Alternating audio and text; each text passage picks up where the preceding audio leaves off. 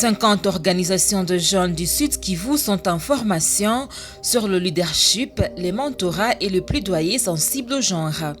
L'atelier organisé par la Prunelle Asbel a ouvert ses portes ce jeudi 8 juillet et s'inscrit dans le cadre du projet Tufaulu Pamoja, financé par l'ambassade de Suède à travers CAFOD.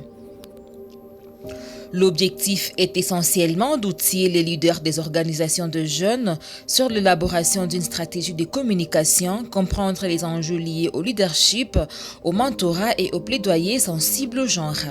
La directrice exécutive de la Prunelle Asbel a rappelé que dans le cadre du projet Tufaulu Pamoja, les organisations de jeunes envisagent d'organiser des campagnes de plaidoyer au niveau local et national pour promouvoir la réalisation des droits et jouer leur rôle de manière significative en tant qu'agents dans les processus politiques et de participer aux organes de décision, mais également dans les processus de paix à tous les niveaux.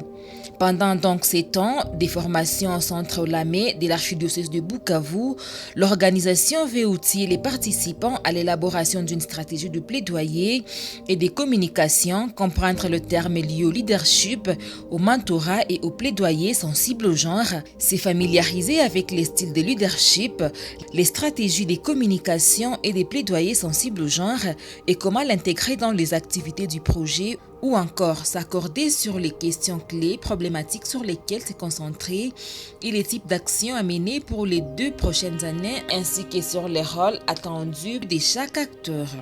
Nous allons renforcer les capacités des jeunes dans les notions du leadership, du mentorat, le coaching, les plaidoyers, les genres ou encore la gouvernance locale.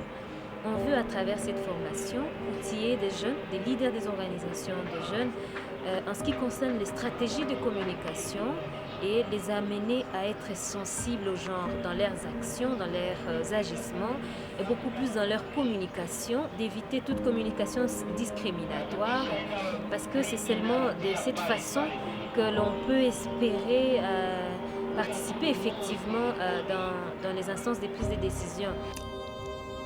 C'est le vice-président de l'Assemblée provinciale du Sud Kivu qui a donné le go de ces assises. Norbert Yaben Taïtunda a exhorté aux jeunes à revêtir véritablement les qualités des leaders en mettant de côté les antivaleurs qui nuisent à l'image des jeunes. Il promet d'accompagner les actions des plaidoyers de ces jeunes. Comme je disais, se munir de qualités, de beaucoup de qualités. Ils doivent être l'exemple des autres jeunes. C'est très important. Ça, c'est vraiment une condition sine qua non. Ils ne seront pas réussis.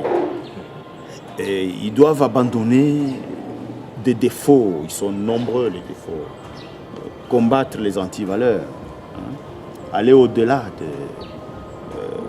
de ce que nous avons pu faire, c'est-à-dire ils doivent soutenir toutes les actions tendant à éradiquer la corruption par exemple. Rappelons que le projet Tufaulu Pamoja, exécuté dans 8 provinces de la République démocratique du Congo, vise à amplifier la voix et la représentation des femmes et des jeunes dans les instances de prise de décision ainsi que dans les processus de paix d'ici 2023. Il est financé par l'ambassade de Suède à travers CAFOD avec la facilitation de la commission épiscopale Justice et Paix CEJUP.